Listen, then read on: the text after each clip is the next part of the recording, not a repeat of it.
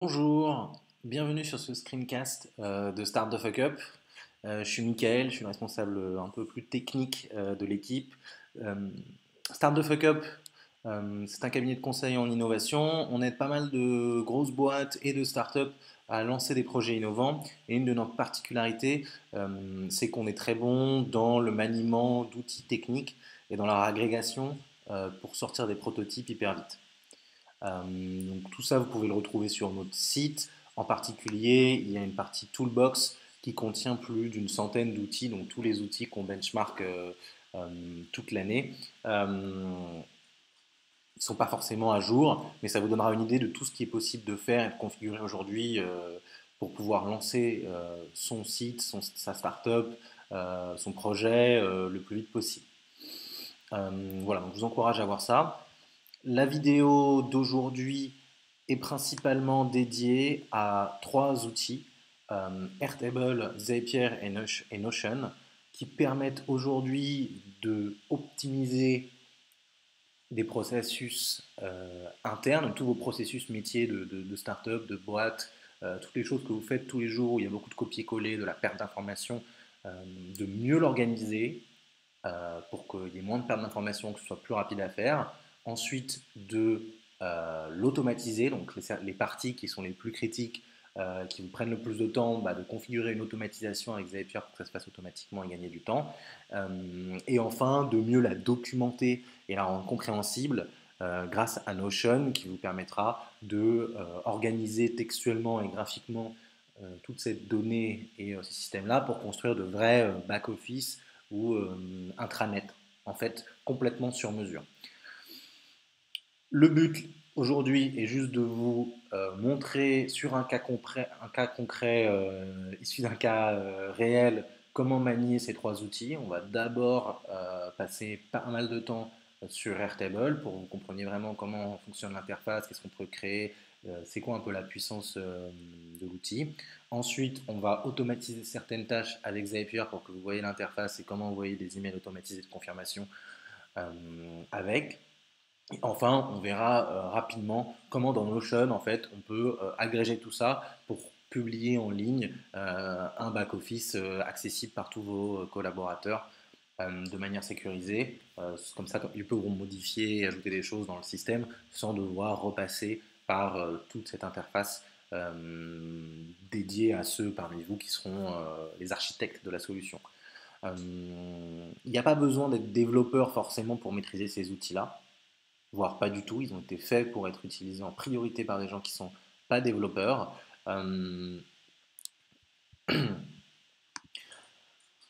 Après, pour une utilisation très avancée, c'est-à-dire quand vous commencez à rencontrer des freins dans votre utilisation de services, il y a souvent moyen de travailler avec des développeurs pour dépasser ces freins, ou alors il faut utiliser d'autres outils comme Integromat ou Amazon Lambda pour automatiser les parties que vous n'aurez pas réussi à automatiser avec ces services-là.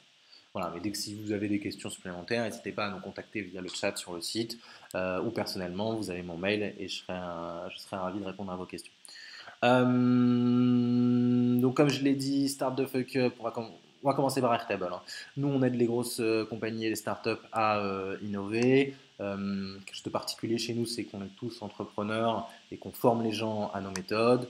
Un cycle d'innovation et de design thinking, c'est d'abord une phase de compréhension du marché, ensuite une phase d'idéation, enfin, après qu'on ait défini la stratégie, le choix d'un prototype. Et donc là, souvent, on utilise des outils comme ça. On utilise un réseau d'entrepreneurs pour mener à bien nos missions quand ils apportent une expertise qu'on n'a pas nous. Et on travaille avec pas mal de clients ces dernières années. Je vais d'abord faire un petit talk du coup avant de rentrer dans Airtable sur c'est quoi l'automatisation et ce qui est possible de faire aujourd'hui. Donc l'automatisation, c'est l'idée que des robots vont nous remplacer tout automatisé.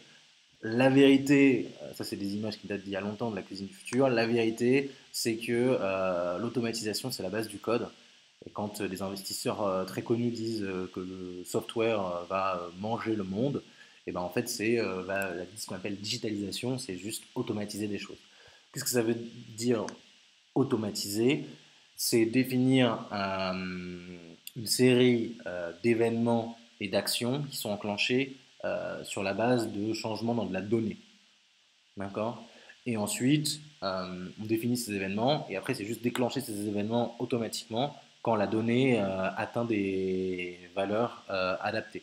Par exemple, si je définis un événement anniversaire comme le moment où la date d'un utilisateur, la date de naissance de l'utilisateur est la même que la date d'aujourd'hui, et que l'action c'est quand il y a un anniversaire, envoie un email à l'utilisateur, une automatisation, ce sera de automatiquement faire le match entre la date d'aujourd'hui et la date des utilisateurs pour que chaque jour l'email soit bien envoyé. Voilà. Ça paraît débile, mais en fait, Uber, c'est comme ça que ça marche au tout début, d'accord? La donnée d'activation, c'est que l'utilisateur appuie sur le bouton, ça déclenche un événement, utilisateur veut un taxi, et ça envoie un texto au taxi proche, et le premier qui répond, eh ben, il remporte le client. Et c'est sur la base d'un prototype comme ça, et fait avec des fonctionnements assez simples comme ça, que Uber a fait sa première série A et a commencé à lever des fonds.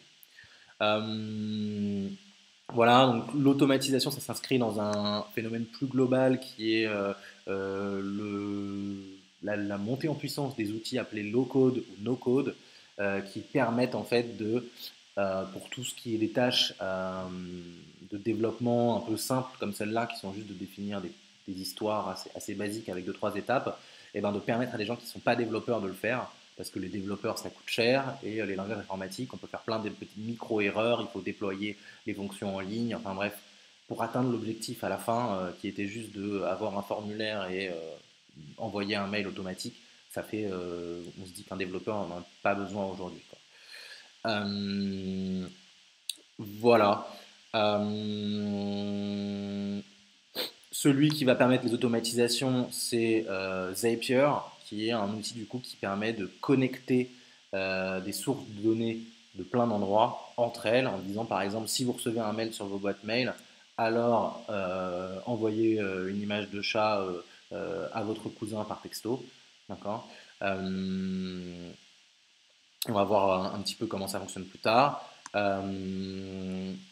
Celui qui permet de mieux organiser la donnée par rapport à des solutions de spreadsheet Excel classiques pour qu'elles soient ensuite récupérées par Zapier, c'est Airtable.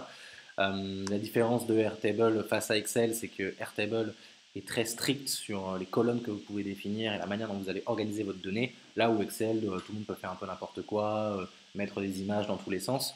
Voilà, donc Airtable est toujours joli, propre par défaut, mais il perd à première vue en flexibilité ce qu'on a avec Excel, mais c'est pour le mieux de votre équipe parce que ça fait du coup qu'il n'y a pas tout le monde qui modifie des trucs et que ça rend le truc incompréhensible après pour beaucoup d'utilisateurs.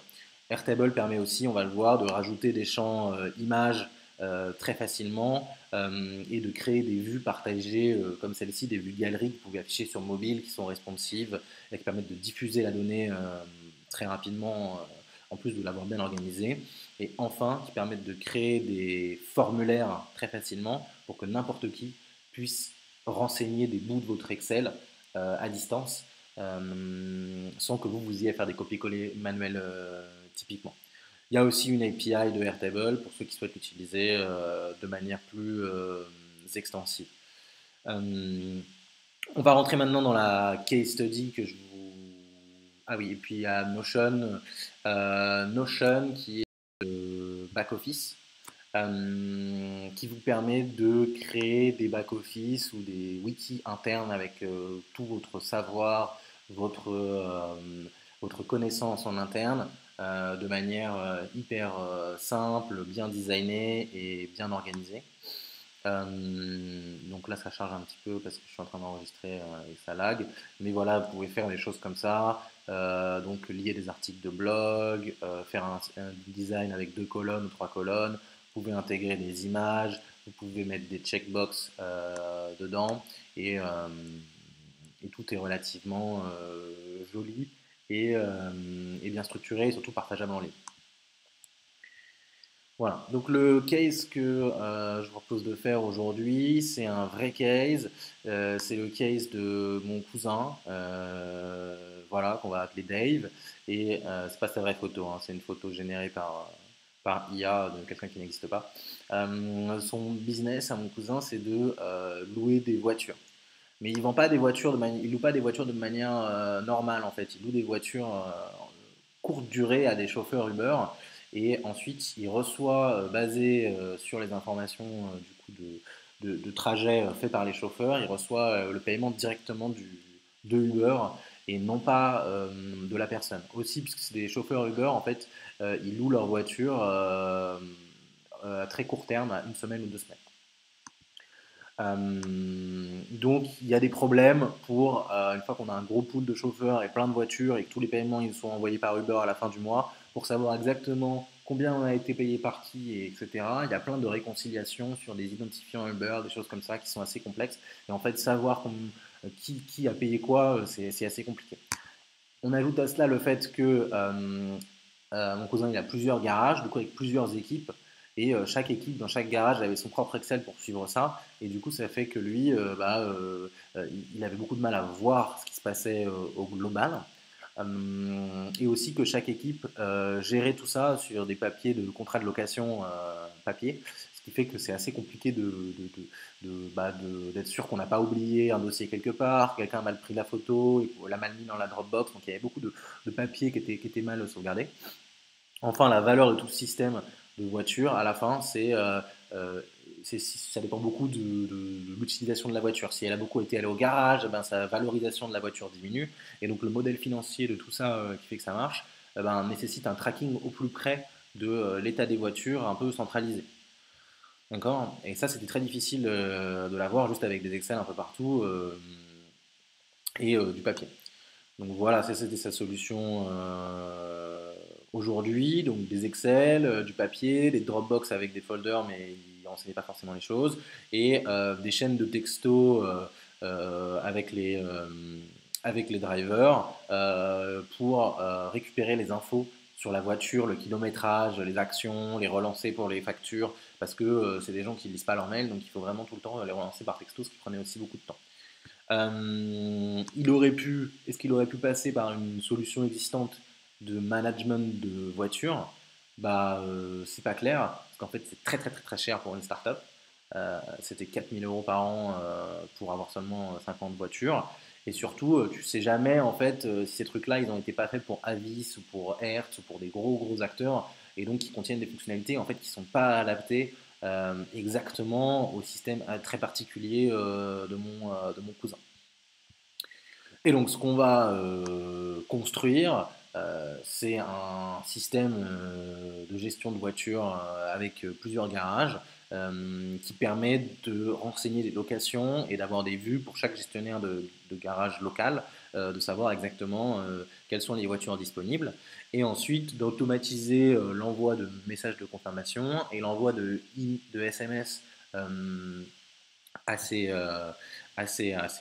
drivers pour qu'ils puissent répondre le kilométrage et que ça revienne automatiquement dans notre base de données sans avoir un envoi manuel de texto à la main et des copier-coller, tout ça. Euh, voilà. Donc, sans plus tarder, je vais vous montrer du coup comment on va construire ça sur Airtable. Donc ça c'est l'interface d'Airtable. Moi j'ai déjà plein de workspace, pas mal de choses. Là ce que je vais faire c'est que je vais créer une nouvelle base euh, que je vais appeler que je vais appeler je me suis trompé là. Il faut que je crée une base from scratch. D'accord. Donc, je vais créer une base from scratch et je vais appeler new véhicule fleet. Donc une base en fait dans Airtable, c'est là où vous auriez plein d'Excel avec plusieurs feuilles, généralement, mais qui sont reliés entre eux. En fait, il faut créer un seul base Airtable où on pourra tout relier. Donc là, j'arrive, ma base est vide. On voit que j'ai une notion de table ici. D'accord. Et là, j'ai des champs qui sont déjà un peu faits pour moi pour commencer. Première chose à faire, c'est de détruire ces champs parce qu'ils ne vont pas me servir. Donc, un des trucs sur lequel on clique souvent pour chaque colonne de Airtable, là, c'est ici, cette petite flèche qui permet d'accéder aux options. Donc là, moi, je vais supprimer ces deux colonnes là. Je vais aller un petit peu vite pour que vous ayez l'idée, hein, sans forcément entrer dans le détail. Vous pourrez revoir sur la vidéo ce que je fais exactement. Donc cette table-là, on ne va pas la garder table 1. La première chose qu'on a envie de définir, nous, c'est où sont nos garages. Voilà, donc je vais définir une table garage exactement comme sur Excel. Mes garages, eh bien, j'ai envie qu'ils aient quoi? J'ai envie qu'ils aient un nom, hein, très simple. Bon, bah, moi, je suis à Paris, je vais dire euh, Paris Saint-Lazare. Puis imaginons qu'on ait un deuxième garage à Paris République. Voilà, mais que mon activité se change un petit peu. Et donc, je vais avoir un Bordeaux miroir d'eau. Et un à Lyon, je sais pas, moi, place de la Bourse. Je sais pas s'il y a une place de la Bourse à Lyon, je suis désolé. Voilà. Donc là, on va se dire, bon, bah, ces garages-là, on aurait envie de rajouter un peu plus de données. Donc on va dire, j'aimerais bien ajouter des villes. Donc ce que je vais faire là, c'est que ce que j'ai fait, c'est que j'ai rajouté un champ, donc une colonne, en cliquant sur le plus. Ensuite, là, je clique ici pour configurer le type du champ. D'accord. Et pour, du coup, ici, changer son nom. Et donc là, le dire, c'est la ville. Et changer son type. D'accord. Dans Excel, on ne définit pas toujours les types. Il y a des notions de format un petit peu après. Mais là, on peut définir directement le type du champ. Donc, ça veut dire quoi un type? C'est est-ce que c'est du texte? Est-ce que c'est un nombre? Est-ce que c'est un drop-down? Donc, une liste parmi lesquelles on va pouvoir sélectionner une valeur. Ou d'autres champs beaucoup plus puissants, en fait. Et c'est ça qui donne la force d'Airtable. Donc là, je vais dire que c'est parmi toute cette liste-là, il y a une grande liste. Voilà, je vais commencer, je vais faire quelque chose qui s'appelle un single select, donc un sélecteur qui peut avoir qu'une seule valeur.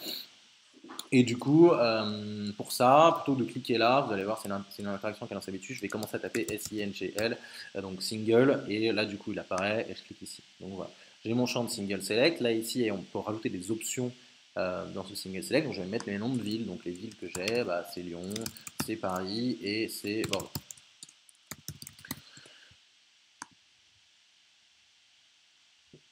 Voilà, donc là je sauvegarde ce champ et ensuite du coup pour chacun de mes petits garages, bah, je vais pouvoir dire si lui il est à Paris, lui aussi il est à Paris, lui il est à Bordeaux et lui il va être à Lyon.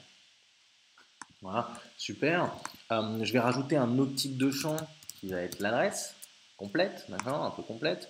Et du coup c'est pas juste un petit texte, c'est un long texte, d'accord. Donc je vais dire l'adresse c'est un long texte. Je ne vais pas la remplir tout de suite, mais ensuite je peux dire voilà, mais c'est tout en fait pour mes garages, ça suffira. Donc là, l'adresse, je peux rentrer 3 place de la Bourse, je peux faire des retours à la ligne 75 017 Paris. Ici, je peux mettre 4 avenue de la République. Voilà, vous avez compris l'idée. Hop, ça c'est pas clair. C'est pas clair. Voilà, donc là j'ai défini mes garages. D'accord.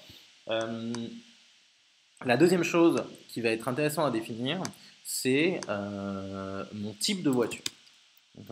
Là où dans Excel, on aurait juste fait une table voiture et ensuite on aurait mis dans une colonne lesquels sont des Lexus, lesquels sont des machins. Là, il faut être un peu plus structuré et il faut se dire, ok, dans quel sens j'avance. Et donc, il ne faut pas se répéter tout le temps. Donc là, les types de voitures, moi, disons que j'ai deux types de voitures.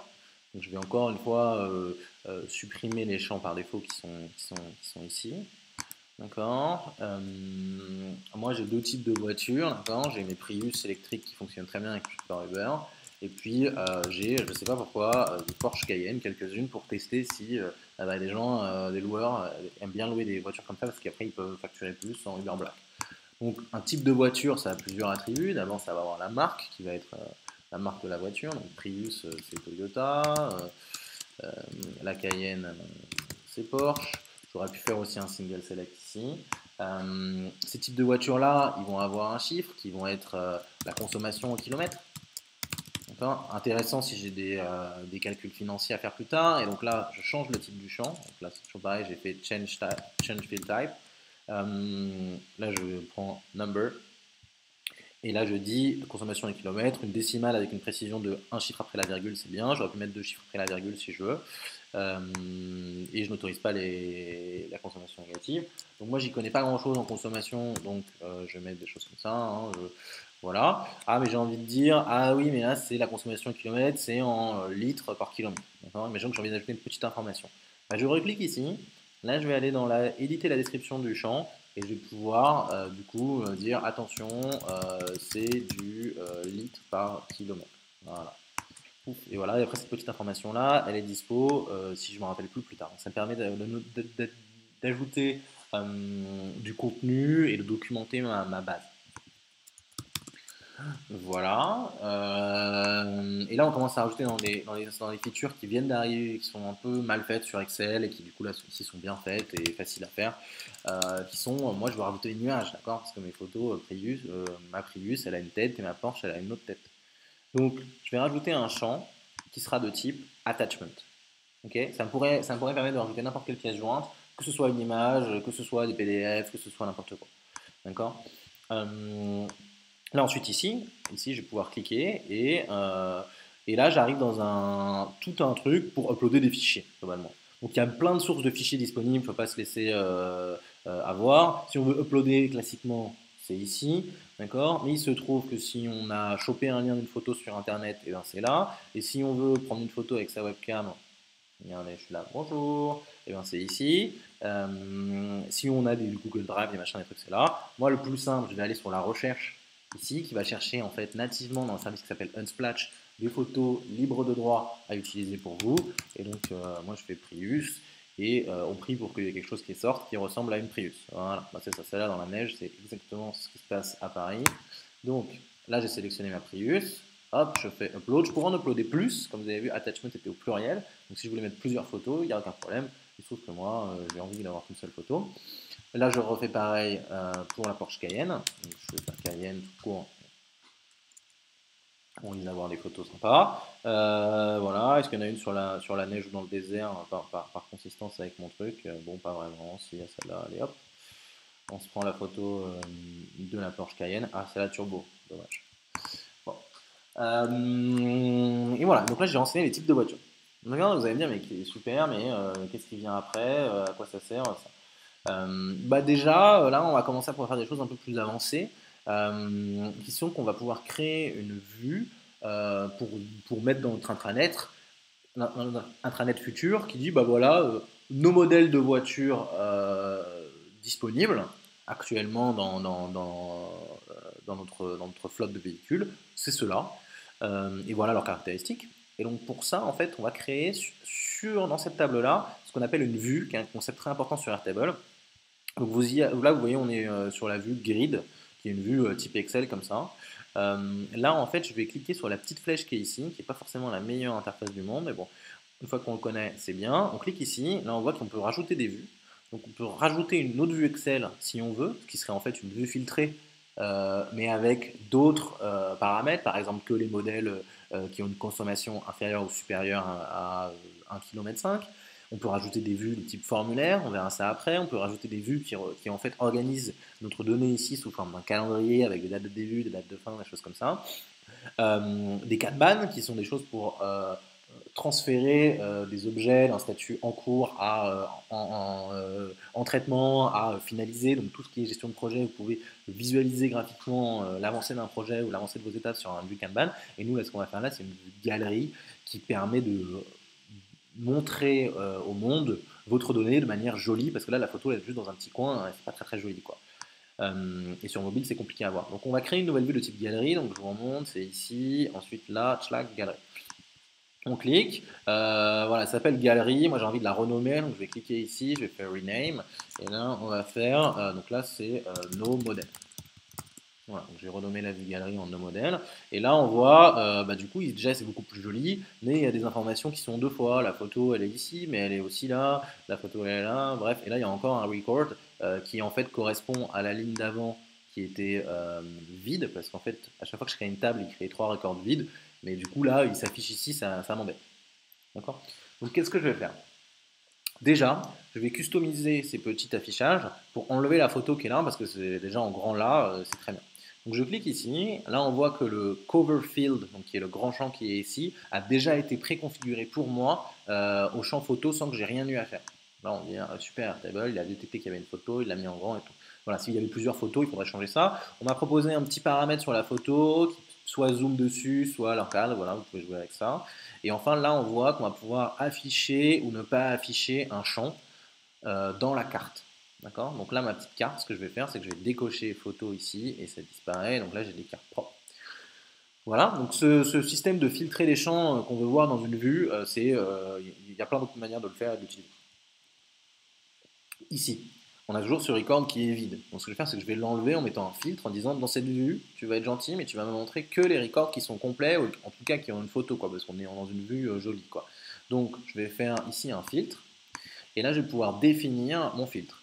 Donc, filtre que ceux dont, là je clique ici, dont la photo, ok, n'est pas vide. Je pourrais dire dont la photo s'appelle machin, dont la photo est de type JPG, dont la photo est vide ou n'est pas vide. Donc moi je veux que ceux qui ont une photo, donc c'est que ceux dont photo n'est pas vide. Donc je clique ici et boum, mon filtre a disparu. Si je voulais, je pourrais rajouter un autre filtre, soit de type et, donc de dire on va filtrer les photos qui ne sont pas vides et les photos qui sont trucs, ou alors dire de type ou, donc les filtres s'ajoutent entre eux. Donc and name, ici par exemple, contains Porsche. Voilà, et donc là, vous voyez, là j'ai enlevé, j'ai refiltré aussi en disant affiche-moi que les Porsche. Voilà, c'est pas ça que j'ai envie de faire, donc je vais supprimer ce filtre. Voilà, donc je suis très content, et si j'ai envie de les classer par ordre alphabétique de marque, d'accord, parce que là Toyota il est avant Porsche, et ben du coup je clique ici sur Sort, et là je vais pouvoir ordonner mes records que dans cette vue-là, hein, tous ces réglages-là sont que dans cette vue, et Sort by Mark. Et hop, ça me les change dans le bon sens. Voilà. Donc cette vue-là, comme on l'a dit, c'est une vue jolie, responsive, moderne, avec des cards. Imaginons que j'ai envie de la partager à quelqu'un. Et ben, je vais pouvoir cliquer sur Share, et là, paf, ça va me sortir deux choses. Un lien que je peux envoyer à n'importe qui en spécifiant si la personne peut accéder au reste de l'information. D'accord, si j'avais des informations sensibles sur mes modèles, des choses internes, je pourrais très bien ne pas l'afficher aux gens. Donc voilà, ça c'est un lien. Vous allez voir, il est parfaitement responsif. D'accord, je peux varier la taille de l'écran et tout, ça s'affiche trop bien. Donc là, vous pouvez enfin, du coup, si vous copiez un Excel là-dedans, parce que oui, vous pouvez importer des Excel évidemment dans Airtable, vous pouvez ensuite le transformer dans une galerie et l'envoyer à n'importe qui pour qu'il puisse le regarder dans le métro. Très pratique. Voilà, j'ai ça. Et puis j'ai ce petit champ-là, donc ce lien que je peux partager à tout le monde, et j'ai ce champ-là, embed, qui va me permettre, si j'ai envie, comme on le verra après, de intégrer Airtable en copiant-collant ce bout de code-là dans mon site. Donc d'intégrer cette petite vue avec mes différents modèles de voitures directement dans mon site. Ça se présenterait comme ça. Voilà, donc ça on le mettra dans Notion par exemple. Et je peux enlever les contrôles là qui me permettent de filtrer. Donc comme ça, j'ai juste la liste pure. Voilà. Et elle sera mise à jour en temps réel dès que quelqu'un crachera la page ou que moi je changerai la donnée, bah, ça publiera automatiquement cette liste-là sur mon site. Voilà, donc maintenant on a les types de voitures, les garages et qu'on peut partager un petit peu tout ça. En fait, ce qu'on va faire, c'est que on va créer vraiment les voitures. Parce que là, on n'a pas de voiture toujours, on a parlé que des types de voitures qu'on avait. Donc, toujours pareil, j'ai créé une nouvelle table, je l'appelle voiture, j'enlève les champs, qui ne me servent à rien. Ma liste de voitures. Donc, ce que j'ai pas dit, c'est qu'il y a toujours une colonne au début qui s'appelle name et que je supprime jamais. Cette colonne-là est un identifiant unique de votre donnée, de votre record. Ce qu'on appelle record, c'est l'objet. Donc chaque ligne est un objet dans Airtable.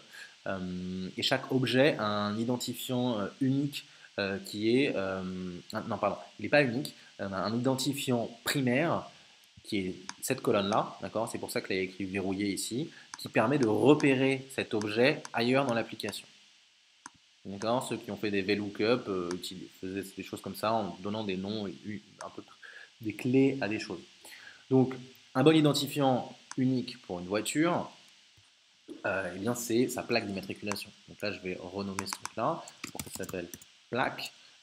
Single line text, c'est très bien. Et je ne vais pas les appeler par le vrai nom de plaque. Ici, je vais les appeler 1, 2, 3, 4, 5, 6, 7, 8, 9. Voilà. Là, j'ai créé voilà, mes 9 premières voitures. Et vous mettrez des vraies plaques si vous voulez. Chaque voiture, quelle est la donnée que j'ai envie de mettre dans chaque voiture. D'abord, j'ai envie de dire, dans chaque voiture, déjà, elle a un garage. D'accord. Donc pour ça, je vais créer un champ, je vais l'appeler garage. Et là où dans Excel, j'aurais juste mis le titre, et ça aurait été un peu, si j'avais mal écrit le nom, ça aurait causé problème. Là, je vais pouvoir créer des champs de type lien à une autre table. Ça, c'est très fort. Du coup, là, regardez, je clique ici, j'appuie sur Link, et là, je vais pouvoir créer un lien vers garage.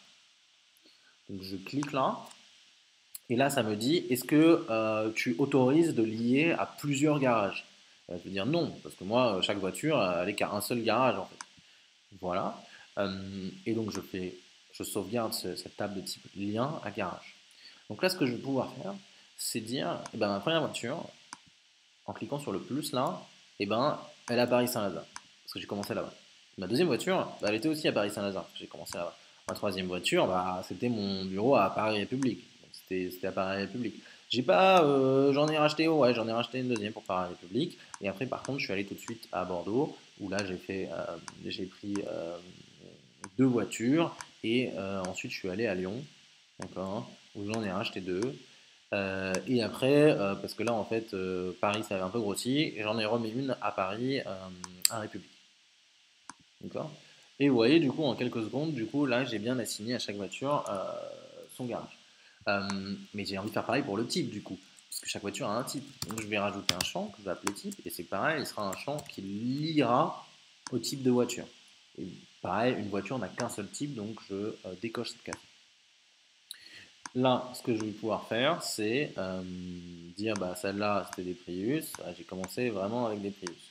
Pour aller plus vite, si je veux, je peux faire copier-coller, d'accord, et copier-coller Prius ici, d'accord. Je peux aussi utiliser la fonctionnalité qu'on a tous fait sur Excel, qui est de drop down une case. Donc, je peux faire comme ceci. Et là, ça va copier la dernière case partout. Et la dernière, oui, c'est une Porsche, effectivement. Puis si j'ai envie de me dire, celle-là à Bordeaux, en fait, Bordeaux, oui, j'ai quand même mis une Porsche, c'est vrai, je l'avoue. Là, je peux supprimer cette case et revenir, et là, mettre une Porsche. Voilà. Donc là, j'ai toute ma donnée qui est bien organisée. Ensuite, imaginons que j'ai envie, là, de réafficher une vue avec toutes mes voitures disponibles, mais qui reprennent la photo. La photo, elle était dans le type de voiture, elle n'était pas dans la voiture. Donc, comment faire? Eh bien, on va utiliser pour ça un champ de type lookup. Donc là, j'écris un nouveau champ qui est photo du type de voiture. C'est différent de la photo qu'on ferait dans un état des lieux pour une voiture. Et je ne vais pas mettre un champ de type attachment comme j'avais fait avant. Je vais mettre un champ de type lookup. Vous allez voir, c'est un mot compliqué pour quelque chose de simple qui est juste, ça va aller chercher dans un de mes objets liés d'une autre table une donnée. Donc là, la photo du type de voiture, elle était dans le type. Donc je vais choisir type. Et ensuite, c'était dans le champ photo. Donc là, je vais choisir un champ et je vais chercher photo. Voilà. Donc champ lookup, hop, type photo. Et là, on devrait voir apparaître du coup toutes nos photos précédemment configurées ici. Pareil, si je veux faire remonter l'information de la ville dans cette table-là, et du coup, je vais refaire un champ lookup, cette fois-ci sur garage, et cette fois-ci sur le champ ville. Et du coup, là, j'ai bien la ville qui apparaît, qui venait de la table avant. Ce qui m'empêche pas, du coup, puisque c'est une voiture, de rajouter, je sais pas moi, photo de la plaque d'immatriculation si j'ai envie, d'accord. Là, je vais pas le remplir. Voilà. Un autre champ qui peut être intéressant de noter, c'est j'ai envie de savoir un petit peu quand est-ce que j'ai rajouté ces voitures, parce que peut-être que pour me rappeler, est-ce que c'était en octobre et tout ça. Donc il y a un champ qui est déjà fait pour nous, qui s'appelle date de création, et qui du coup est le type created date, created time. Voilà, ici, hop. Et là, je vais changer, je mets toujours European, parce que sinon il me met tout le temps tout en format américain, malheureusement. Elle est un peu trop américo-centrique cette solution, mais c'est très bien quand même. Et là, je vois que la date de création de tous mes records est apparue. Voilà. Donc ça, c'est ma vue globale avec toute ma donnée. Donc là, imaginons que je fais envie de... Mais on s'y perd un peu du coup, parce que là, il y en a un à République, l'un à Bordeaux, mais République, c'est aussi là, et puis les villes, c'est ici. Alors, j'ai envie d'organiser un peu tout ça. Donc ce que je vais faire, c'est que cette vue-là, dans l'ordre chronologique et tout, il faut généralement la garder. Je vais créer une autre vue, du coup, qui sera une vue de travail un peu plus précise, filtrée. Donc, je clique ici pour créer une nouvelle vue, je fais grid, et là, je vais l'appeler euh, par garage. Donc, pour changer de nom, c'est ici.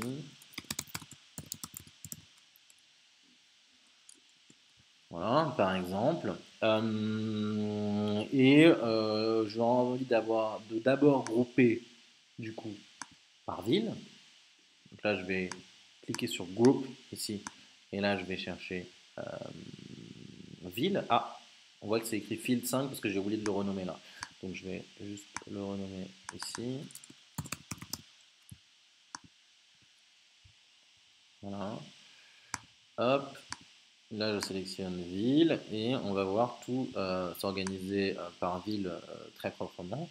Et après, si je veux, dans ces groupes-là, me refaire des groupes par garage, eh bien, je vais rajouter ici Pick another field to group by. Je vais cliquer là.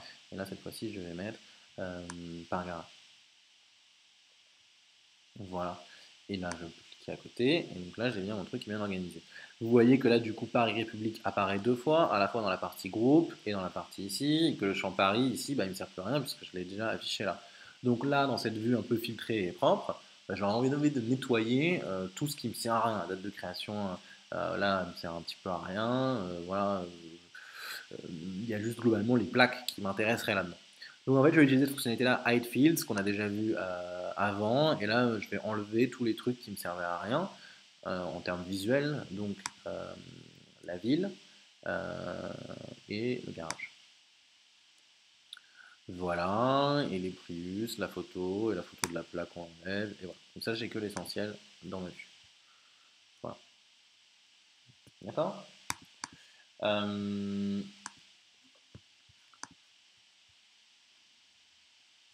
Donc là, on a vu comment grouper, réordonner des records, et là j'ai bien toutes mes voitures avec leurs différentes places. Maintenant, on va rentrer dans le vif du sujet qui est que là, on a ces voitures disponibles, du coup, elles ont été achetées, elles marchent, elles fonctionnent, on a envie de pouvoir les mettre à louer. Donc pour ça, on va créer une table qui s'appelle location. D'accord. C'est la personne qui va arriver et va demander, voilà, est-ce que je peux avoir cette voiture. Donc, comme d'habitude, quand on crée une nouvelle table, on efface les trucs qui sont prédéfinis pour nous et qui ne servent à rien. Et on va créer notre table location. Ce que ça va permettre de faire ça, là, je regarde juste qu'est-ce que j'avais mis dedans. Donc, une location, qu'est-ce que c'est? Une location, bah déjà, c'est une voiture. Donc là, on va refaire un champ lié de type link qui dit, bah voilà, cette location, quelle durée de temps attend, concernait telle voiture. Donc on va faire un champ de type link, cette fois-ci qui lie à voiture. Et une location ne concerne qu'une seule voiture, on va dire. D'accord. Ensuite, une location, eh bien, c'est une personne qui va dire, voilà, moi je m'appelle Michael, et j'ai envie de la voiture, mon nom de famille c'est X, mon adresse, c'est ça. J'ai envie généralement en fait de scanner de prendre en photo avec mon téléphone tous ces documents d'identité, son passeport, son permis et tout ça. Donc plutôt que de le faire dans une Dropbox, bah, je vais le faire directement ici. Donc documents d'identité et permis de conduire. Voilà. Et je me suis trompé, du coup c'est pas un texte, mais c'est un truc de type, un champ de type attachment.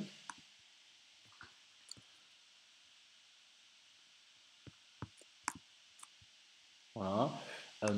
Théoriquement, il y a un état des lieux qui est fait à l'entrée d'une location, donc on pourrait prendre photo de l'état des lieux. Et donc là, encore une fois, faire ceci, attachment. Alors, mais surtout, principalement, une location, ça a aussi une date de début et une date de fin.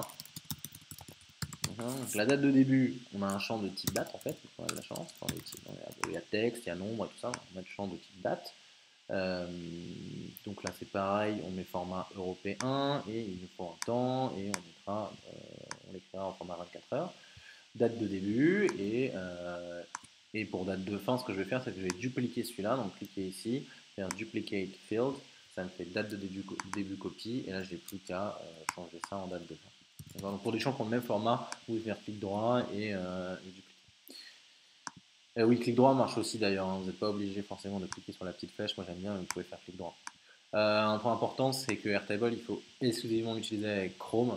Ça sert à rien d'essayer d'utiliser avec Firefox, Safari, quoi, tout va être plus lent, ça va pas marcher, c'est pas la peine. Voilà, et mes locations, j'ai envie en fait de traquer leur ordre d'apparition avec un champ qui dira bah, ça c'est la location numéro 1, numéro 2, numéro 3 pour savoir combien, voilà, j'en suis à la combienième de mon année de ma location. Ces trois lignes blanches, à chaque fois c'est les records déjà faits de Airtable, donc ça on va les supprimer. Donc pour ça on les sélectionne ici, et ensuite on fait clic droit quelque part, et là on fait delete. Voilà. Donc je les supprime, voilà, parce qu'on part d'un truc propre. Et là, je vais rajouter mon ID, mon numéro de la location. Ça, ce sera un champ de type AutoNumber qui va en fait automatiquement incrémenter de 1 à chaque nouvelle création l'information qui apparaît ici. Voilà. On a envie, j'ai oublié de le faire tout à l'heure, mais aussi que la personne qui s'inscrive laisse son mail et son numéro de téléphone pour aller envoyer des textos et de relance et des mails de confirmation avec toutes les données de son contrat. Donc, en fait, ce qu'on va faire, puisqu'on s'était trompé, on l'a oublié là, et ça devrait être ici après le nom de famille ou l'adresse, et bien en fait, on va cliquer sur l'adresse et là, il y a le bouton Insert Right où là, on va pouvoir mettre une colonne ici et donc là, on va rajouter mail. Je vous déconseille d'utiliser le champ mail natif de Airtable. Et là, on va dire téléphone. Et c'est pareil, vu que c'est un truc américain, je conseille de garder le champ du type texte et pas entrer dans le format américain, ça ne marche pas très bien. Voilà. Et là, on est pas mal. Et du coup, par contre, voilà, comment renseigner une nouvelle location? Eh ben, on va pas remplir à la main ça, on a envie de le mettre sur un iPad et que la personne elle remplisse tout ça elle-même dans son coin dans l'iPad et qu'ensuite on est juste à vérifier et cliquer sur valider. Donc qu'elle prenne les photos elle-même avec le document d'identité, des choses comme ça. Donc en fait ce qu'on va faire, c'est qu'on va créer un formulaire qui permet à n'importe qui, ou à nos équipes d'ailleurs, de renseigner une location. Donc ce formulaire, on va l'appeler louer une voiture, donc c'est une nouvelle vue sur cette table, location. On va cliquer ici pour créer une nouvelle vue, ça sera une vue form.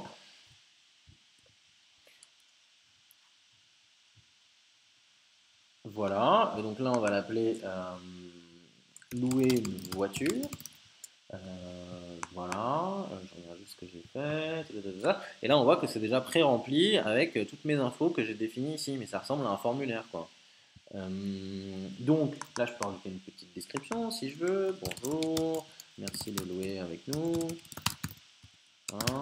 Si là, j'estime que d'abord dans l'ordre, il faudrait plutôt que ce soit voiture, plutôt que nom et prénom, et ben, je vais le mettre ici. Ah oui, il y avait le champ name qui restait, qui était l'identifiant du projet. Je l'enlève pour l'instant parce que de toute manière, on va le faire d'une autre manière. Donc là, c'est voiture d'abord, d'accord. Donc là, il faut sélectionner la plaque. Donc, si je clique ici, on voit bien les plaques apparaissent ici. Mais imaginons que là, mes voitures, déjà, j'ai pas envie de dire juste voiture, hein, je vais dire quelle est euh, votre voiture. Alors, je peux le faire facilement, je peux dire sélectionner la plaque. Il y a des options plus avancées pour dire limiter la sélection ici à juste une vue précise. Donc par exemple, si j'avais fait une vue qui contient que les records de Paris, je pourrais faire louer une voiture à Paris et là faire que dans la liste des voitures n'apparaissent que les voitures qui sont à Paris. On verra ça plus tard. Mais surtout ici, le plus important, c'est de cliquer sur Required parce que on veut que chaque champ soit bien rempli. Donc ça va rajouter la petite étoile rouge là, et du coup on ne pourra pas soumettre le formulaire tant qu'on n'a pas rempli ce champ. Donc prénom, votre prénom, on passe en required, et votre téléphone, document identité personnelle, il va cliquer là et ça va activer le truc de photo de l'iPad, ou alors moi je le ferai moi. Et le truc qu'on va enlever aussi de tout ça, en drag and drop, en le mettant à gauche, ça ne va pas le faire disparaître, hein. C'est vraiment juste ça, le cache du formulaire, c'est la date de fin. D'accord. On va dire qu'une location se termine quand on renseigne la date de fin, parce que sinon la personne rentre la voiture. Donc pour l'instant, on va juste mettre date de début, voilà, parce que c'est le jour où la personne arrive, et elle va remplir ça. Voilà, et ici on peut mettre différentes choses, donc on peut dire, voilà, quand le formulaire est rempli, bah, envoyez-moi un email. Là, le petit message qu'on va afficher, c'est merci d'avoir loué une voiture avec nous.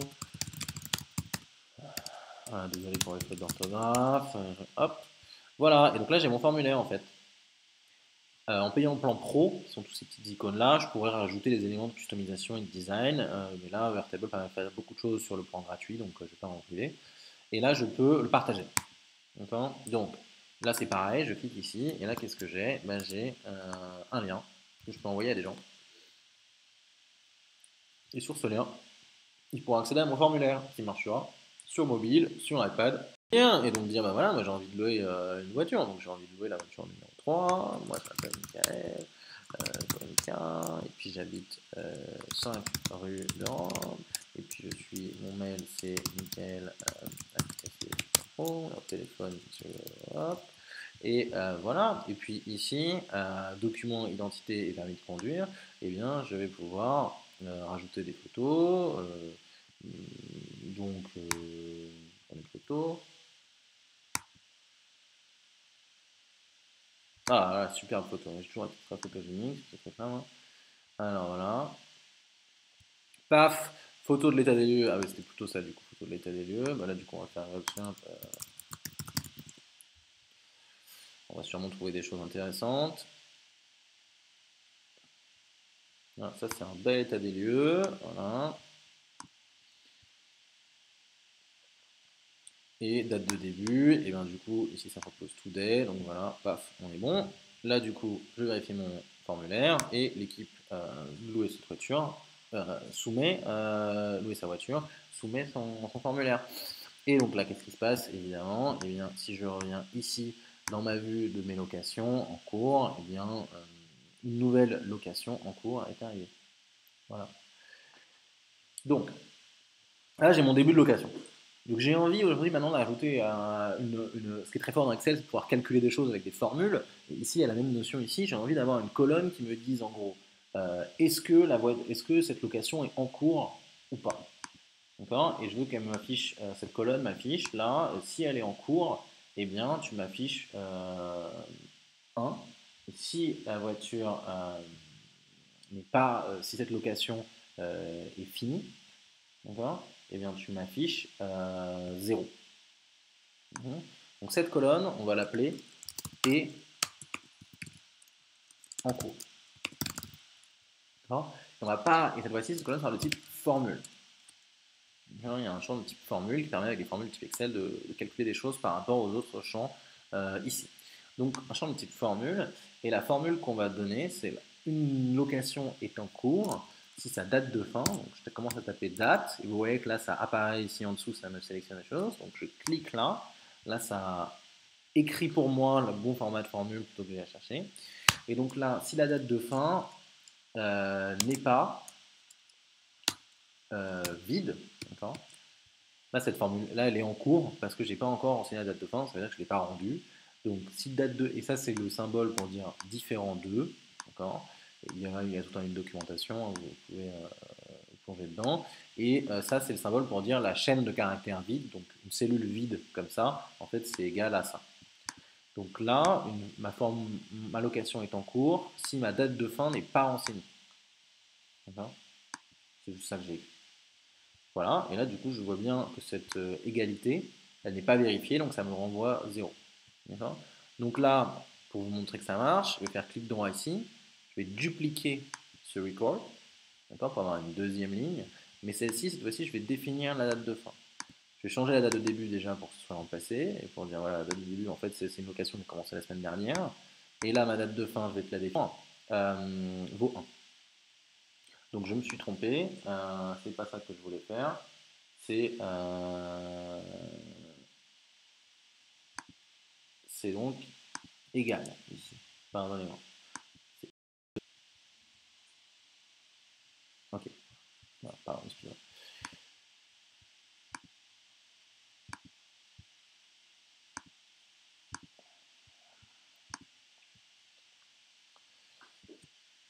Hop là. Donc là, j'ai bien ma formule qui est ici. Et vous dites, mais à quoi ça sert quoi? Eh bien, en fait, c'est très simple parce que du coup, maintenant que j'ai défini ici la notion de location en cours ou pas en cours avec ce champ-là, avec cette formule, je vais pouvoir remonter dans mes voitures pour afficher que celles qui sont encore disponibles. Car c'est l'information qui m'intéresse à la fin, c'est quelles sont les voitures disponibles ou pas disponibles à la location. On va pouvoir afficher uniquement celles-là dans le formulaire de location. D'accord. Et introduire un peu de logique conditionnelle dans tout ça. D'accord. Euh, donc avant ça, en fait, là, vu que j'ai des... donc là, le champ name qui est ici, qui est la clé primaire qui représente mes locations, on a envie qu'il soit un peu plus descriptif que ça. Là, il est vide. Donc souvent ici, en fait, on va faire une formule. Donc on change pas le nom, mais on va faire une formule. Par exemple, on va dire que ici, c'est l'ID, d'accord, le champ qu'on avait dessiné la dernière fois. Ça, c'est la syntaxe pour dire concaténer, donc rajouter des chaînes de caractères. Donc là, j'ouvre les guillemets pour dire je fais une chaîne de caractères. Là, ce que je fais, c'est que je rajoute un espace après. Donc je dis écris-moi l'ID, mets un espace, mets un tiret, mets un espace. Et là, mets-moi le nom du bonhomme qui a loué le truc, donc son nom de famille. Voilà, je pourrais rajouter ensuite la plaque et des choses comme ça. Et déjà, en faisant cette formule-là, ça va m'afficher déjà quelque chose ici qui est un petit peu logique, qui est le numéro de la location avec le nom de la personne. On pourra le retrouver facilement ailleurs. Voilà. Donc ensuite, qu'est-ce que j'ai envie de savoir? C'est là, j'ai les locations qui sont liées à une voiture, dire celles qui sont en cours, pas en cours et tout ça. Mais moi, je veux savoir si ma voiture est disponible. Donc je vais revenir dans la partie voiture, je vais revenir dans ma vue de base. Et là, ce que je vais faire, c'est qu'en fait, je vais essayer de faire remonter l'information pour savoir si cette voiture-là, la 3 là, il y a deux locations dessus, là, mais est-ce qu'il y en a au moins une qui est active? Auquel cas, la voiture n'est plus disponible. Donc je vais créer un champ ici qui s'appelle est disponible, qui sera non pas une formule, parce que la formule ce serait sur le record, mais j'ai quelque chose où j'ai besoin d'avoir de l'information agrégée de plusieurs des locations attachées à cette voiture, et pour faire ça, c'est un champ de type rollup, d'accord. Donc après ça s'arrête, on aura vu tous les champs les plus compliqués d'Airtable. Et là du coup c'est un rollup, donc un résumé sur mes champs de type location. Je veux les agréger. Je veux agréger quoi? Je veux agréger est en cours. D'accord. Est en cours, ça vaut soit 0, soit 1. D'accord. Moi, ce que je veux savoir, du coup, c'est. Il y en a forcément qu'une qui est en cours. Du coup, il ne peut pas y en avoir deux en cours en même temps sur la même voiture, c'est pas possible. Donc, il y en a forcément une parmi toutes ces locations-là qui vaut 1. Moi, je veux savoir, du coup, si, si c'est disponible ou pas. Donc, ce que je vais faire, c'est que je vais euh, compter toutes celles non, je vais prendre la somme. Je vais prendre la somme de toutes les valeurs de est en location ou pas. D'accord. Et si ça vaut 1, d'accord, ça veut dire que ce n'est pas disponible. D'accord. Donc là, je l'ai mal nommé. C'est pas est disponible, c'est est en location. C'est location, est en location, parce que en fait, ça fait la somme de toutes les locations qui sont en cours. Donc si ça vaut 1, c'est qu'il y a au moins une location qui est en cours. Et donc c'est est en location, donc n'est pas disponible. Voilà, donc on voit que celle-là, elle vaut 1 parce que j'ai une de mes locations qui était en cours. Et si je reviens ici et que du coup, je rajoute une date de fin à cette location aujourd'hui et dire bah oui, elle a terminé aujourd'hui cette location. Location en cours passe à zéro. Et du coup, ici, dans mes voitures, je vois bien que celle-là est de nouveau plus en location. D'accord. Et donc, on va pouvoir arriver à la vue qu'on cherche tous, qui est une vue de type galerie sur mes voitures, qui va me montrer que les voitures disponibles. Et donc là, je vais montrer les voitures disponibles. Je vais mettre un filtre pour n'afficher que celle dont est disponible, est en location, est égal à 0. Celles qui sont disponibles, celles qui ne sont pas en location, donc celle dont est en location est égale à 0. Je fais entrer, voilà, ça n'a rien changé ici, d'accord. Déjà, il y a quelque chose qui ne va pas dans cette vue-là, c'est que ça m'affiche une photo, mais c'est pas très joli. Ah, oui, parce que le cover field a été défini à la photo de la plaque. Donc je vais changer ça, je vais mettre la photo du type de la voiture, on va enlever ce champ-là, on met garage type, et surtout la plaque, dans la plaque elle est bien affichée par Republic type Prius, c'est très bien. Location, non mais ça on s'en fiche un peu. Donc mes voitures disponibles, bah, c'est toutes celles-là. Bon, ça c'est vrai. Du coup, si je reviens dans location et que je enlève la date de fin pour celle-ci et que celle-ci, je change sa voiture pour que ce soit la voiture 5, ou, voilà. Donc là, c'est la 3 et la 5 que je passe en location. Je recrée des locations adaptées. Et donc, si je reviens du coup sur ma vue galerie, vue disponible, on voit qu'il n'y a plus la 3 et la 5 qui sont là. Donc là, j'ai bien la liste à jour en permanence en fonction des locations enregistrées par l'utilisateur de mes voitures qui sont disponibles. D'accord. Là, pour la suite, je vais rajouter une vue qui va montrer dans mes locations, là, c'est toutes les locations, et je vais rajouter une vue qui va me dire lesquelles sont des locations en cours.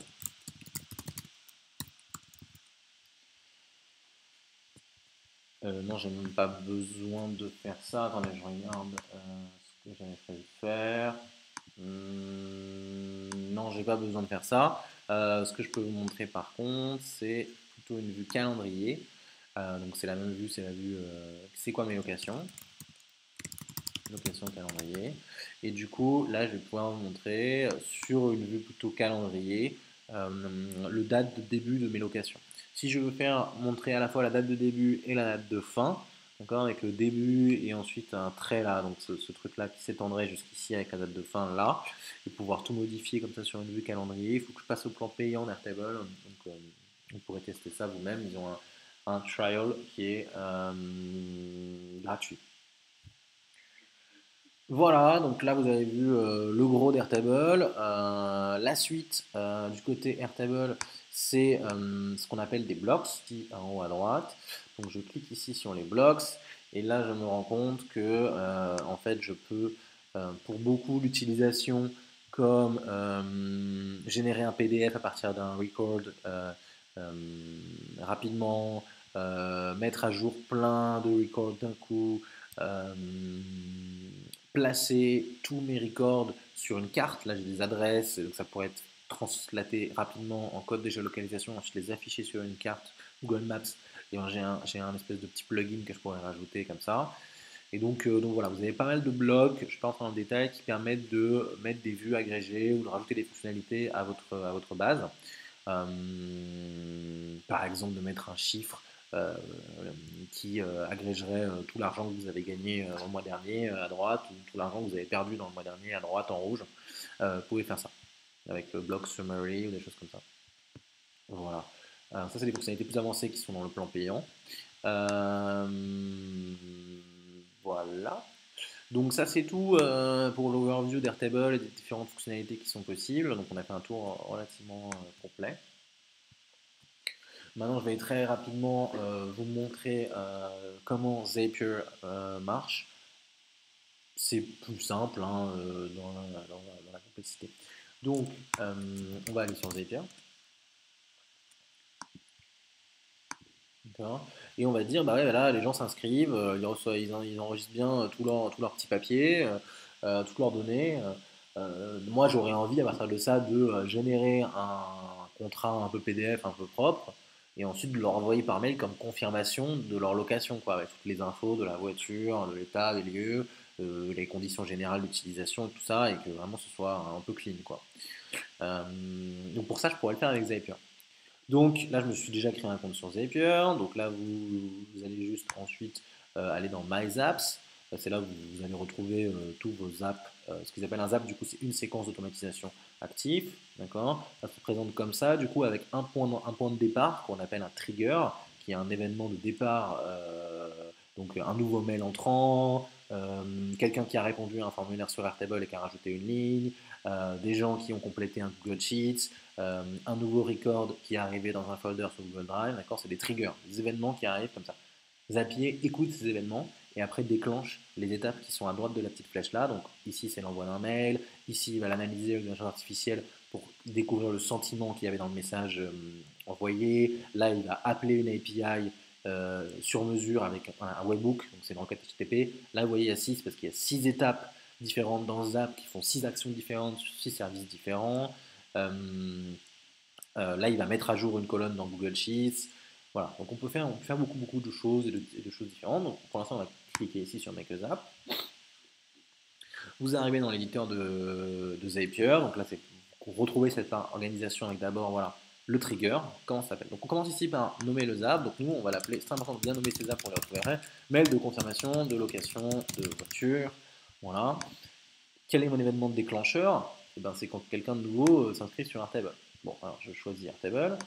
L'événement déclencheur, qu'est-ce que c'est? New record in view. Donc là, je peux choisir soit de dire c'est un nouveau record qui arrive dans une table, donc de dire la table location, voilà, soit de dire new record in view, ce qui est très très puissant, qui permet de dire quand un record arrive dans une vue précise, donc c'est-à-dire qu'il y a un filtre qu'il a sélectionné qui a fait que le record est arrivé dans la nouvelle vue parce qu'il y a une action ailleurs ou une action interne, de qualification de lead, d'activation de process, de quoi, et bien là seulement déclenche l'action, et pas au tout début. Ça, c'est très très très puissant. Nous, on n'a pas besoin là parce qu'on c'est juste un email de confirmation d'inscription, donc c'est vraiment dès qu'il y a une nouvelle inscription qui est faite. Donc c'est New Record dans la table location. Voilà, donc là on fait continue. Moi, je me suis déjà connecté à mon compte sur Airtable, donc je vais pouvoir le retrouver assez facilement. Vous devrez ajouter votre compte en suivant les instructions qui sont ici, très simple. Voilà, et là du coup, mon record, donc je dis c'est quelle base. Donc nous on était dans la base, comment s'appelait cette base? Elle s'appelait New Vehicle Fleet, parce que moi j'ai trop de bases, donc hop, New Vehicle Fleet. Donc c'est une table qui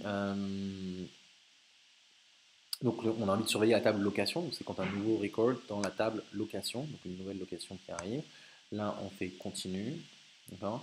Là ce qu'on va faire, très important, c'est ici de toujours faire test and review. D'accord, de voir, ok, il nous faut un record de test dont la donnée va servir de base pour configurer tout mon processus d'automatisation sur Zapier. Pour ça, il faut toujours donc créer avant dans Airtable un record représentatif. Représentatif, ça veut dire avec tous les champs importants de votre donnée déjà remplis. Si vous avez des records là où vous n'avez pas renseigné un email alors que vous voulez envoyer un email de confirmation, ben ça ne va pas marcher. Il faut renseigner un email valide qui vous permet de tester. Donc là, est-ce que j'ai fait des erreurs? Donc qu'est-ce que j'ai mis comme email dans mes trucs? Je crois que j'ai mis nickel @stf.info, donc je vais pouvoir tester. Mais si je n'avais pas mis un bon email, et ben après je n'aurais pas pu tester. Donc là, c'est important de bien remplir de la donnée avant de passer sur Zapier avec de la donnée test. Donc là, record A, record B, super. Je vais cliquer sur la flèche là pour voir un petit peu quand même le détail. D'accord. Et donc là, je vois qu'il m'en propose un. Le nom, c'est Coencast. C'est le numéro 2. C'est le dernier que j'ai renseigné. Il y a l'air d'avoir mon email qui est là. Et puis, il y a des choses qui correspondent aux images sur Airtable avec des trucs. Voilà, différentes tailles d'images, prénom, nom. Ok. Donc, il y a l'air d'avoir la donnée que je veux là-dedans. Je la revois rapidement. Donc là, je clique ici pour le sélectionner. Et je fais down pour passer à l'étape d'après. Donc là, ensuite, qu'est-ce que j'ai envie de faire? Bah, il y a plusieurs choses. J'aurais sûrement envie, mais je ne vais pas le faire là, de créer un nouveau document sur Google Doc à partir d'un template. d'accord? Et de remplacer dans ce template toutes les valeurs avec le nom, le prénom, l'utilisateur, tout ça, voilà, pour générer ensuite un PDF à partir de ce document qui me permettra ensuite d'envoyer le mail avec un joli PDF bien propre au client. Là, je vais faire ça. Et donc, ce qui rajouterait une étape, hein, d'accord. En plan payant de Zapier, on peut mettre autant d'étapes qu'on veut. Là, je vais du coup changer et mettre comme application, s'il me laisse le refaire. Oui, oui, oui. Hop, je recommence parce que c'est un mini bug.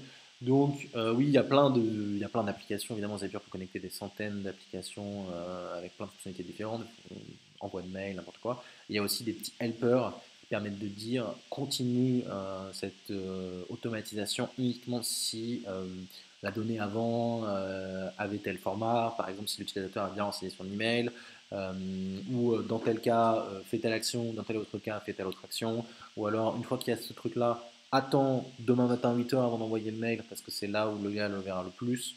Donc il y a plein de petits helpers comme ça qui permettent de vous aider à créer vos apps. Là, nous, on va directement envoyer le mail, donc c'est très simple. On va se connecter à Gmail. Évidemment, il y a des connecteurs pour tous les fournisseurs d'envoi de mail, hein, que ce soit Gmail, Mailjet, SendGrid, n'importe quoi. Et là, on va pouvoir envoyer un email. Donc là, j'ai sélectionné Gmail et envoyer un email.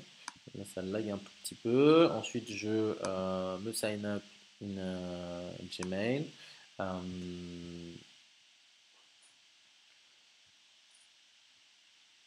Donc là, il faut vous connecter à votre Gmail facilement.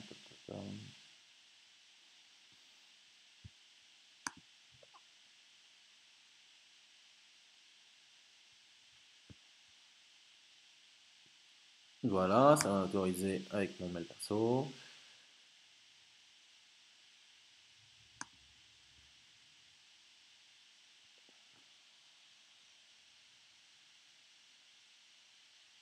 Et là, je vais pouvoir du coup renseigner mon email que je vais envoyer automatiquement à la personne qui s'est inscrite de l'étape 1.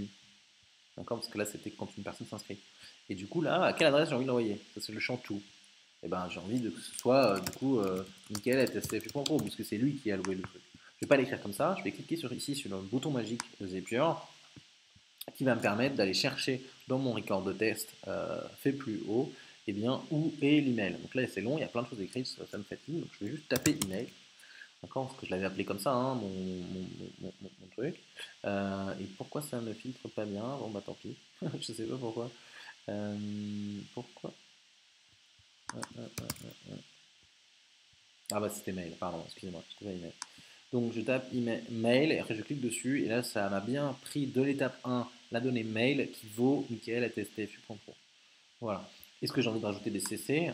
Bah oui, là pour le coup moi, enfin, l'envoyeur ou mon équipe, voilà, les Black Code Carbone, voilà. From, bah c'est bien mon adresse email. From name, je pourrais changer, je pourrais mettre l'équipe Fleet Management. Voilà, comme ça s'afficherait bien proprement. Le sujet, c'est votre location. Et là, je peux mettre le nom de la location ou de la plaque. Votre location, ah, c'était la voiture numéro 2. Votre location 2 est avec votre nom de famille. Body type, on pourrait ici envoyer avec Gmail des choses en HTML et tout ça. Donc là, on va juste dire, voilà, on va juste renseigner le texte. Bonjour, monsieur. Là, on va mettre le nom de la personne. Donc, c'était où son nom? Bonjour, monsieur Michael.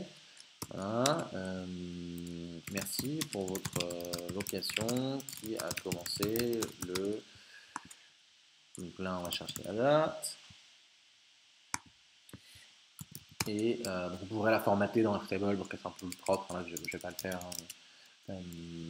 Et d'une magnifique. Et là, qu'est-ce qu'il a loué? On va chercher la voiture, si on l'a d'ailleurs. Voiture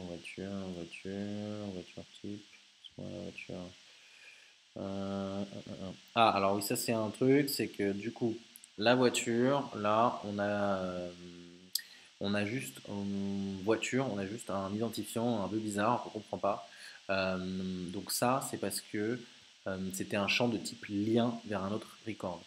Et dans Zapier, ces champs-là apparaissent avec l'identifiant unique interne dans la base de données de Airtable qui représente le lien vers le record. On avait bien un petit 3 ou un petit 5 qui nous parlait de la plaque d'immatriculation de la voiture, mais qui n'apparaît pas ici. Donc là, en fait, ce qu'il faut faire, c'est dans Airtable, si on veut avoir vraiment le type de la voiture ou le nom de la voiture, rajouter un champ de type lookup, du type de la voiture, lookup, et là, chercher son type. Ça le fait remonter dans location. Et là, dans location, ah mais là il est encore en bleu, donc ce sera encore un identifiant qui remonterait à type de la voiture. Donc là, en fait, il faudrait refaire un lookup dans le type de voiture qui ferait remonter vraiment le nom.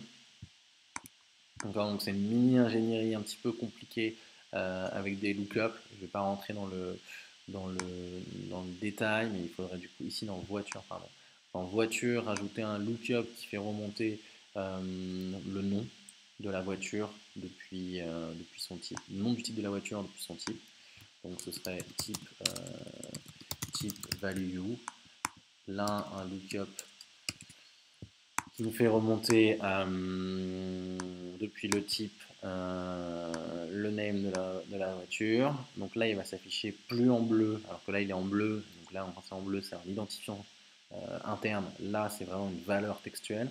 Et là, d'ici, je reviens dans location. Et là, je peux faire un lookup non plus sur le type de la voiture, mais sur le type value de la voiture. Hop, j'ai raté, je suis allé trop vite. Qui là, du coup, va me faire remonter l'info. Voilà, je vous montre ça, c'est de l'ingénierie Airtable, c'est juste pour que vous compreniez qu'il y a des petits trucs comme ça qui peuvent arriver.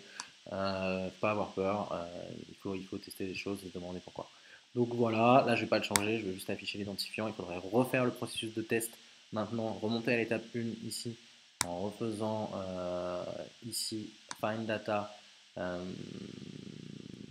get more samples, repouler le sample ici, le resélectionner, ça l'update dans la suite, faire done ici, revenir là. Et bon, vu que je vous le fais parce que c'est des choses qu'on fait vraiment tout le temps sur Airtable, revenir ici à Customize Email parce qu'il a cru que j'avais validé alors que non. Et du coup, revenir ici, et là au lieu de 1 voiture, vous allez voir du coup, normalement, si j'ai bien fait mon truc en 3 secondes, et eh bien on a le type de la voiture qui va apparaître ici, type de la voiture Prius. Voilà. Et donc ça, je le copie-colle, oh, magnifique, Prius, tadada. Voilà, donc vous n'avez peut-être pas tout suivi, mais c'est voir comment faire remonter de l'information qui vient des champs liés dans Zapier. Voilà, donc là j'ai fait mon truc. Là je pourrais, si j'avais généré le PDF, rajouter ici un attachment, un lien vers le PDF. Voilà. Donc imaginons que c'est une image. Je vais pouvoir ajouter mon champ d'image de la photo de l'état des lieux déjà. Donc photo d'état des lieux, file name c'est pas bon. Donc attendez, ça doit être photo de l'état des lieux. On a quoi? On a le file name, l'ID, size, thumbnail full, URL. Ah bah voilà, ça c'est l'URL complète du fichier. Ah non, photo des lieux, URL. Voilà, ça c'est une URL qui pointe directement vers le fichier. Donc là je fais continue. Ça va me permettre de... voilà, mon email est bien renseigné, il est bien envoyé à la bonne personne, il a le bon texte.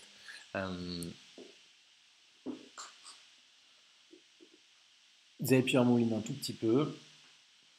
Et là, je revois mon test. Donc le from name, ça l'envoie bien à Michael, ça l'envoie ici. Et là, je fais test and review.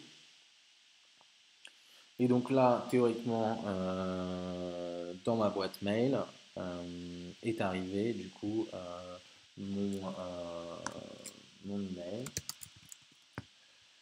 C'était un WhatsApp.pro. Qu'est-ce qu'il est là? Je suis en train de le chercher à côté.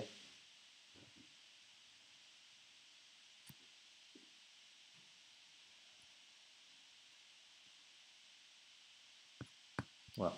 En attendant que je le cherche et que je vous le montre. Ah, c'est bon, il est arrivé, je le vois.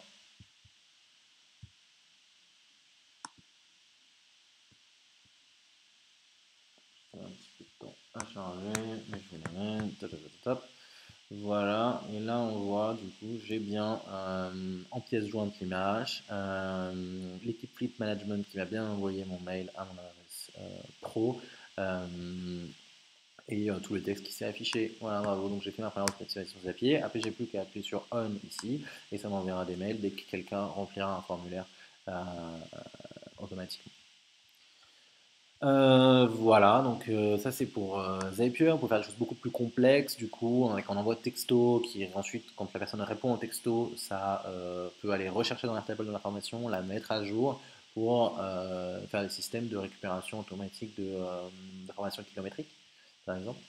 Mais voilà, mais je vais plutôt vous montrer Notion du coup maintenant, où là du coup si je vais sur un flip plan, ou du coup là vous allez voir c'est l'interface de Notion, je vais aller assez vite, ça fonctionne en workspace comme ça. Donc là c'est juste un éditeur de doc mais un peu plus puissant et en ligne, et donc là qui me permet d'organiser, donc là serait mon dashboard interne d'Asflip, donc là je pourrais écrire mes règles, mes villes en question, donc ça je peux le mettre en format titre en cliquant dessus. J'ai envie de dire que c'est un texte, voilà, mes villes. Bah, d'abord j'ai Lyon, mais Lyon va avoir sa page dédiée, et ça c'est très bien, du coup vous voyez ici à côté que dans Workspace, bah, il y a l'arborescence qui apparaît, donc en fait qui permet de vraiment bien hiérarchiser les choses. Là, moi, si Lyon, j'avais envie d'afficher que les véhicules disponibles pour Lyon et un formulaire dédié pour Lyon, et moi je pourrais faire slash ici. Là, je clique embed, et là, ce qui va se passer, c'est que je vais pouvoir mettre n'importe quel lien. Donc, je copie-colle par exemple mes modèles ici. Ah non, attendez, parce que hop, hop, je me supprime, mais HTML,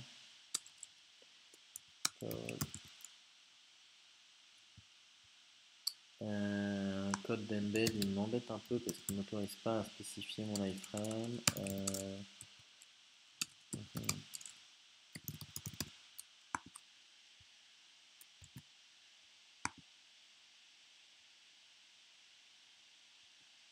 Bon, j'ai copié-collé toute l'iframe pour voir ce que ça donnait. Je sais pas si ça va marcher du coup.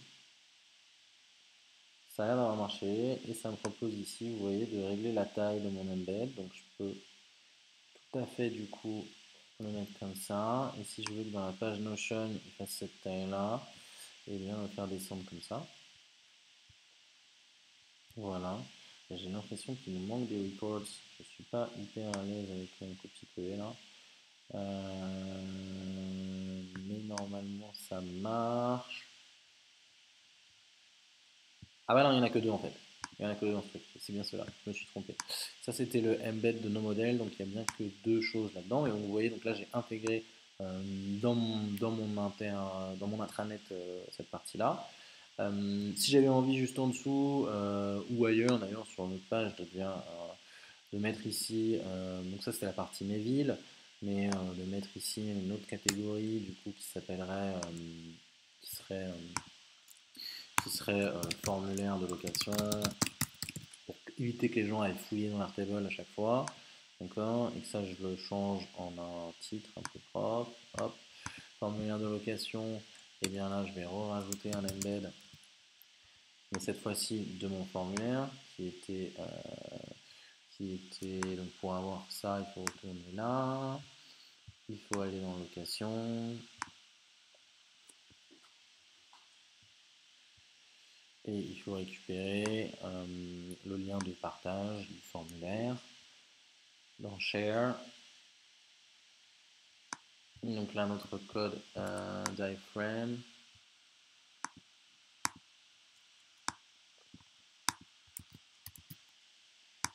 on vient dans Notion, on le copie-colle ici.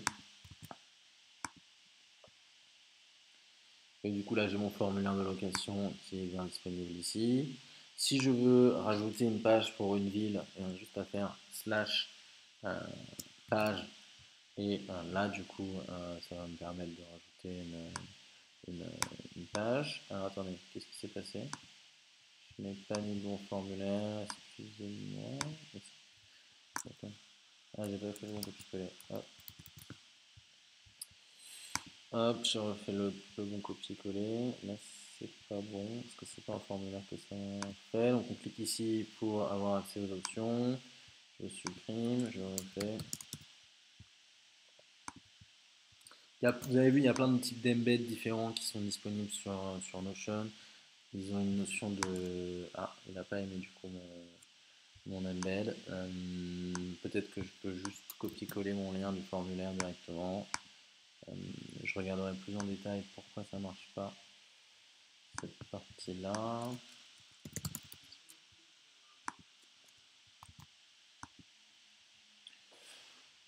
Bon, là, ça va marcher hein, aussi, mais c'est vrai que ça aurait été plus simple de juste copier vraiment le code de Airtable.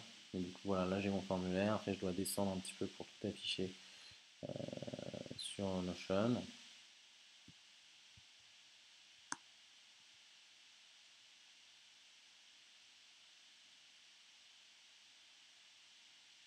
Et je galère.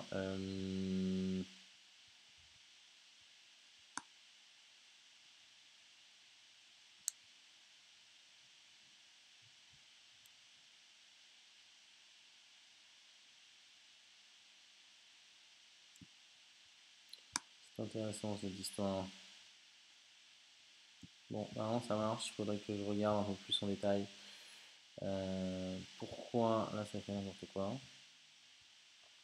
Mais bon, en tout cas, vous avez l'idée, vous pouvez au moins, là ça marche, hein, le truc est scrollable, du coup, vous pouvez facilement l'embed là où vous voulez dans le truc. Donc, si après je veux créer une nouvelle page dédiée à Paris, bien, je vais pouvoir le faire ici. Donc, je fais une page, par exemple là, hop, et là, comme tout à l'heure, il y avait écrit Lyon ici, là, je vais pouvoir créer une nouvelle page qui va s'appeler Paris. Et je vais rajouter une petite icône. Et là, l'icône, c'est. Ça va pas marcher évidemment. Mais c'est un petit smiley sympathique. Hop là, voilà. Là-dedans, vous avez vu, proposer plein de choses disponibles en fait parce que dans Notion, on peut faire beaucoup de choses, en particulier des listes de toggle, donc contenu caché à l'intérieur. D'accord, donc là, ça me permet du coup d'écrire du contenu ici, plus d'informations ici, et de le cacher comme ça. Donc c'est très bien pour faire des wikis à plusieurs niveaux qu'on peut parcourir vite mais qui contiennent toute l'info directement comme ceci. On peut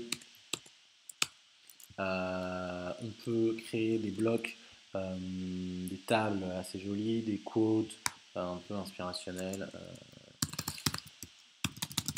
Voilà, si on veut faire le traitement de texte, chaque élément peut être organisé par rapport aux autres en format 2 colonnes ou 3 colonnes. Donc si je mets ça là, hop, voyez, on peut foutre en colonne. Donc ça, c'est des trucs qui marchent bien sur mobile et qui sont responsives ensuite et qui permettent de faire de l'agencement de design assez poussé pour organiser le contenu. Voilà, on peut mettre évidemment des images, des listes, des dividers. Qu'est-ce qu'il y a d'autre Après, il y a tout un système de base de données similaire à ce qu'on a sur Airtable, mais interne, qui n'a pas d'intégration vers l'extérieur, donc il n'est pas très utile, sauf voilà, si vous avez vraiment de la donnée qui ne nécessite pas d'être intégrée à Zapier. D'accord Ou si vous voulez organiser du contenu textuel. Si vous voulez organiser du contenu textuel, c'est pas mal, vous pouvez pas mal l'utiliser pour de la rédaction de choses en interne, vraiment de rédaction de documents. Vous pouvez faire des choses avec Notion. Et après, vous pouvez mettre de la vidéo, de l'audio, du code, des fichiers et du coup du HTML avec des embeds. Et plein d'autres types de projets, mettre un sommaire, mettre des équations mathématiques, vous pouvez rajouter des espèces de petits boutons qui vont permettre de créer automatiquement du contenu. Voilà, mais surtout ce que vous pouvez faire du coup c'est publier, si vous revenez à DXFleet, vous pouvez publier votre intranet comme vous avez fait avec vos différents formulaires et vos viewer tables. Vous pouvez le publier en autorisant, donc soit vous rajoutez des gens de votre équipe au workspace, soit tout simplement vous ajoutez un public access qui rend possible la lecture. Vous pouvez autoriser ou non les search engines et vous pouvez ensuite copier le lien de la page. Et si vous l'ouvrez dans un autre navigateur, là je suis du coup pas logué, et bien, je vais pouvoir quand même du coup très facilement à partir de ce lien accéder à votre workspace. Et du coup là ce sera responsive sur mobile, sur tablette et sur iPad. Voilà, donc j'espère que vous avez donné une bonne overview, un peu plus longue que prévu évidemment, de ce qui est possible de faire avec Airtable, rapidement comment marche Zapier, et de manière incomplète et imparfaite, j'en suis désolé, comment intégrer tout ça dans Notion. Mais vous voyez, là je peux louer une voiture du coup, et là ça va afficher dans quelques instants mes véhicules disponibles pour Lyon.